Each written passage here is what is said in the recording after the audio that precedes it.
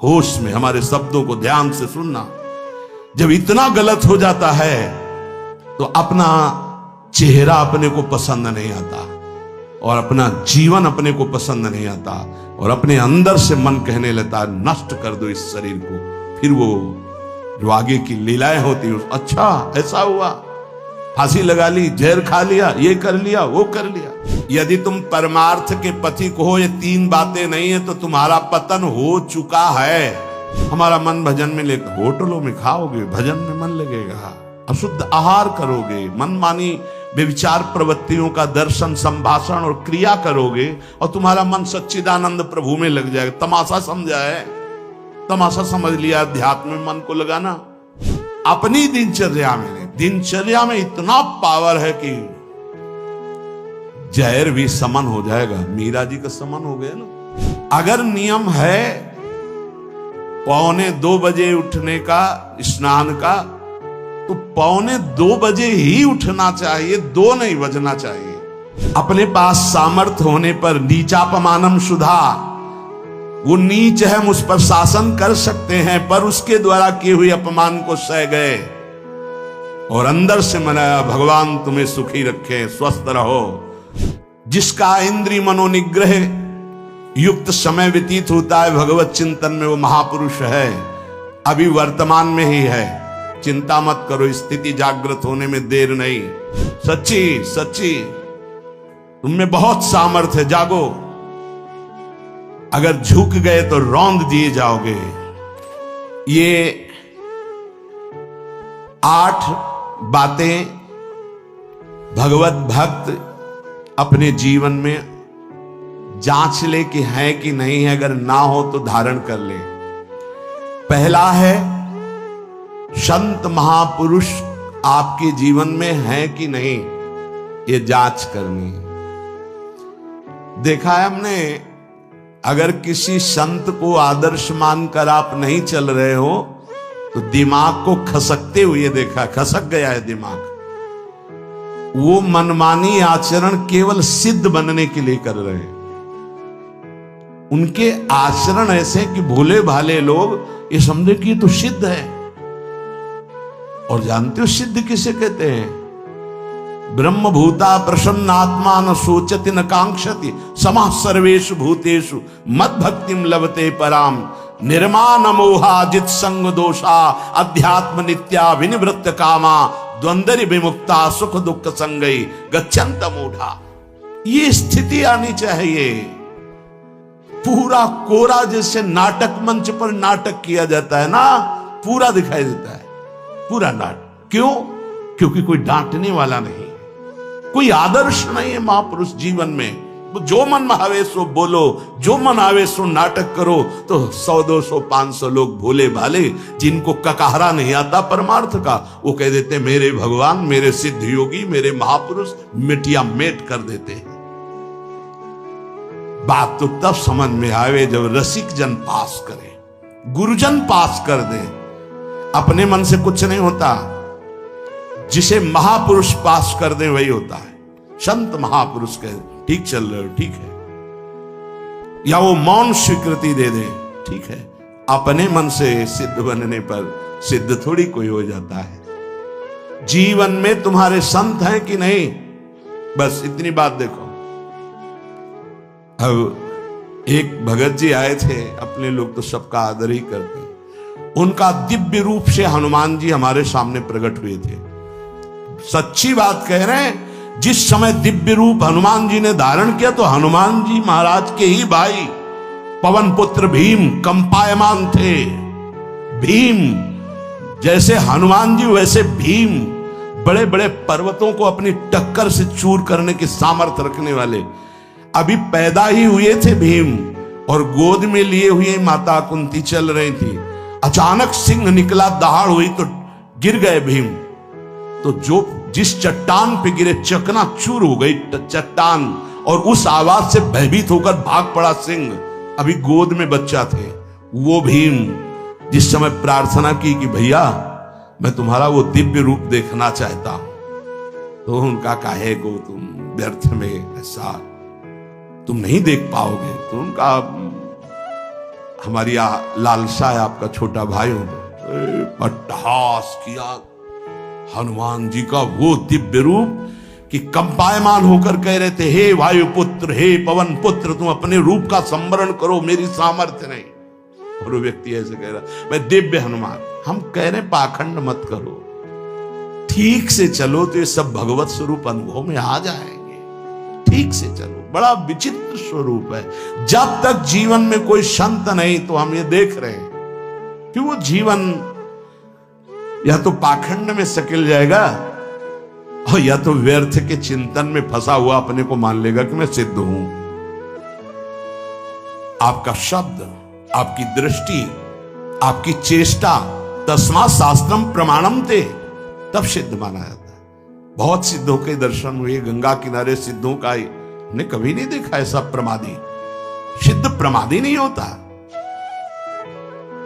95 वर्ष की आयु पूज्य स्वामी श्री ओंकारानंद सरस्वती जी महाराज 4 बजे एक अपने निज जन से कहते, वो स्वेटर पहना दीजिए। बोले स्वामी जी अभी तो धूप है। नहीं, अंदर अभी जाएंगे, चिंतन में विक्षेप होगा, हमारे पास समय नहीं, डाल दो शरीर में। अब इसका एक साधारण शब्द हुआ, इसका प्रभाव इतना पड़ा, इतनी अवस्था में इतने चिंतन परायण की स्वेटर पहनना है ये स्मृति बाधा ना पहुंचा पावे, डाल दो शरीर में। कितना सूक्ष्म। बड़े बड़े महापुरुषों को देखा है, अपने ब्रज के प्रेमी जनों को और ब्रह्मबोध संपन्न दोनों महापुरुषों को किंचन मात्र कहीं भी कोई भी शास्त्र विपरीत शब्द नहीं, 1 सेकंड की चेष्टा नहीं पाई शास्त्र विरुद्ध। और यहां शास्त्र में है ही नहीं, हो वैसे सिद्ध हो रहे हैं। क्यों? क्योंकि जीवन में किसी आदर्श महापुरुष का अंकुश नहीं। अगर किसी संत का भय तुम्हारे जीवन में नहीं है तो ये माया रौन देगी, पक्का समझ लीजिए। कोई महापुरुष तुम्हारे ऊपर अंकुश लगाने वाला हो तो इसीलिए जो देहाभिमानी जी होते भाग पड़ते हैं, क्योंकि उनकी सिद्धावस्था में वो बाधा पहुंचाएंगे। गुरुजन असली सिद्ध बनो, नाटक नहीं तो भाग पड़ते हैं। और जो गुरुजनों की शरण में रहता है वो परिपक्व भगवत प्राप्त महात्मा बन जाता है। इसलिए पूज्य बाबा कह रहे, पहला किसी महापुरुष का अनुशासन है कि नहीं। प्रगट में अनुशासन जरूरी है, प्रगट में अनुशासन जरूरी है। नारदानंद सरस्वती जी महाराज नैमिषारण्य के पीछे आए थे, कुछ परिक्रम उन्होंने बताया। अब वो पधार गए जो वहां के अधिकारी बनाए गए, विवेकानंद जी। नए वस्त्र धारण करके आगे, सदवई में मना है। यदि ऊपर का नया वस्त्र हो तो नीचे का पुराना और मलिन होना चाहिए। अगर नीचे का तो फिर ऊपर का पुराना मलिन, मैच नया, क्रीच एकदम, ये सब साधुता के कुछ नियम होते हैं, साधुता की एक मर्यादा होती है। तो वो दोनों नए पहन करके आ गए, भूल हो गई उनसे, देखा शिष्य। और नैष्ठिक ब्रह्मचर्य में सफेद कपड़े पहनाए जाते तो और वो खिले हुए ऐसे बांधे वैसे सब। उनकी दृष्टि गई, लाख लाख जहां बैठकर सत्संग सुनते हैं। स्वामी श्री नारदानंद सरस्वती जी बड़े ही महापुरुष थे, अपार भीड़। और सत्संग के बाद 1 घंटा सबको एकांत चिंतन करो, क्या वहां ब्रह्म ज्ञान का सत्संग होता था। प्रातःकालीन बेला पे जैसे अपने यहां सत्संग होता है, वहां थोड़ा विलंब होता था, 5:30 बजे। जो निज जनों का वो योग वासिष्ठ से कैसे तुम्हें बताएं, जो उस सभा में बस यही लगता है कितनी जल्दी देह राख छूटे और अपने स्वरूप में महापुरुषों का वचन का प्रकाश होता है। एक सत्संग होता था सामूहिक सब लोगों का, एक होता था पर्सनल, जो दिव्य साधक हैं केवल वही बैठ सकते हैं, अन्य नहीं। ऐसे पूज्य बाबा के यहाँ भी एक होता था पर्सनल ज्ञान का और एक होता था सामूहिक प्रवचन। तो उस समय सामूहिक सत्संग चल रहा था, काफी सब समाज लाखों की थी। देखा दूर से,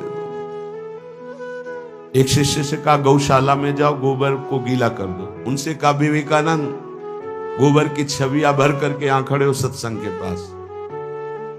वहां नन नच हो नहीं सकता। और गीला गोबर तो जो 2 घंटा सत्संग हुआ पूरा टप टप ऐसे कपड़ों में पूरी हालत बिगड़ गई। क्या था ये?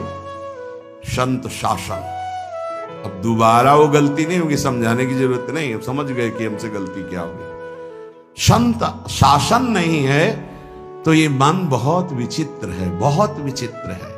इसीलिए पहला जो भी परमार्थ का पति को, चाहे ज्ञान मार्ग का, योग मार्ग का, किसी योग मार्ग की लौकिक ऊंचाई पर पहुंचे हुए कि गुरुदेव आए और उन्होंने कहा कि किसी कारण से शिष्य बढ़ जाए और अपने गुरुदेव की अवहेलना करे तो उसकी गति क्या होगी? दुर्गति। दुर्गति, दुर्गति के सिवा उसके आगे कोई शब्द नहीं है। गुरु को पीड़ा है और शिष्य परम पद में पहुंच जाएगा? नहीं नहीं, ऐसा नहीं हो सकता। अनुशासन अत्यंत आवश्यक है। किसी भी वैभव या लोक व्यवहार या लोक मान्यता बढ़ जाने पर अपने गुरु का अपमान, गुरु की अवहेलना, तो उसकी दुर्गति पक्की। देखो, ये मन है, ये इंद्रियां हैं, ये अहम है, ये केवल गुरुदेव से ही वश में आता है, दूसरी जगह नहीं आता। क्यों? क्योंकि दूसरी जगह उत्तर देने का अवसर है। दूसरी जगह हम नहीं मानते तुम्हारी बात, लेकिन वहां ना उत्तर है और ना नहीं मानते, केवल वहां मिटना ही मिटना है। अगर ऐसा उपासक है तो निश्चित परम पद का अधिकारी। केवल मिटना कोई उपाय नहीं है, अहंकार के पोषण का कोई उपाय, केवल मिटाना है। रो लो, चिल्ला लो, जो तुम्हें करना है कर लो, आना तुम्हें इसी मार्ग में पड़ेगा, दूसरा कोई रास्ता नहीं। बलिहारी घेर करके नष्ट कर देते हैं हमारे मन की मनमानी को, हमारे अहंकार को। इसलिए जीवन में प्रगट में जिनके जीवन में संत हैं और वो स्वीकार करते हैं उनका अनुशासन, उन्हीं का जीवन प्रकाशित होता है, पक्का समझ लेना। दूसरा, भागवतिक मार्ग में चलने वाले उपासक को सांसारिक पुरुषों की मित्रता करके उनकी संगोष्ठी में नहीं बैठना चाहिए। इस बात को बहुत अच्छे से समझ लो। सांसारिक पुरुषों की जो वृत्तियां होती हैं उनमें बड़ा आकर्षण होता है भोगों का, प्रपंच का। जो साधक भ्रमणशील हैं, अगर वो गृहस्थों के यहां जाकर उनकी सैयाओं पर सोते हैं तो उनकी दुर्दशा क्या होती है चित्त की, वो खुद अनुभव करके देख ले। आज तो शास्त्रीय पद्धति को समझा ही नहीं जा रहा। जब बड़े बड़े सुभट गंगा किनारे त्याग, वैराग्य, ज्ञान की मिले ना, तो आगे का रास्ता खुलता चला गया। सांसारिक पुरुषों के समुदाय में बैठना था। वो तुम्हें भगवान कहेंगे, ईश्वर कहेंगे, अवतार कहेंगे, उनको कुछ ज्ञान नहीं। आप मान बैठेंगे अपने को भगवान, अपने को ईश्वर, अपने को अवतार मानेंगे, तो आप जो अवतार है ना, ईश्वर है ना, भगवान है, उनसे विमुख हो जाएंगे। यहां जो भी अवतरित हुए हैं भगवत पार्षद, वो सदैव दैन्य ही रहे हैं। आप देख लीजिए, उच्च कोटि के महापुरुष चाहे जितनी ऊंचाई पर चढ़े हों, सदैव भगवान की ही स्थापना की है। भगवान के नाम की, रूप की, लीला की, धाम की, भगवत महिमा की स्थापना की है, अपनी नहीं, अपने पार्थिव शरीर की नहीं। ध्यान रखना, जितने महापुरुष प्रकट हुए भगवान की स्थापना की। अगर हम संसारिक पुरुषों का संग करेंगे तो कई तरह से हानि हो जाएगी। सत्संग हो रहा है, बस इसमें जो चाहो बैठ जाओ। हमारा पर्सनल एकांतिक केवल गुरुदेव से संबंध है और उनके द्वारा बताई हुई उपासना में हमारा समय व्यतीत होना चाहिए। कोई हमारा मित्र नहीं होना चाहिए, अलग से संगोष्ठी नहीं होनी चाहिए विषयी पुरुष की, सांसारिक पुरुष की। तीसरा,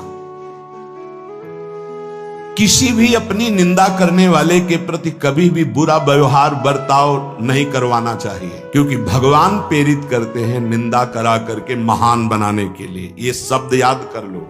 जब तुम्हारी निंदा होने लगे, प्रतिकूलता होने लगे, विपत्ति आने लगे, संकट सताने लगे, तो जान लेना कि तुम्हारी अध्यात्म की भूमिका उठने वाली है, पक्का। ये अध्यात्म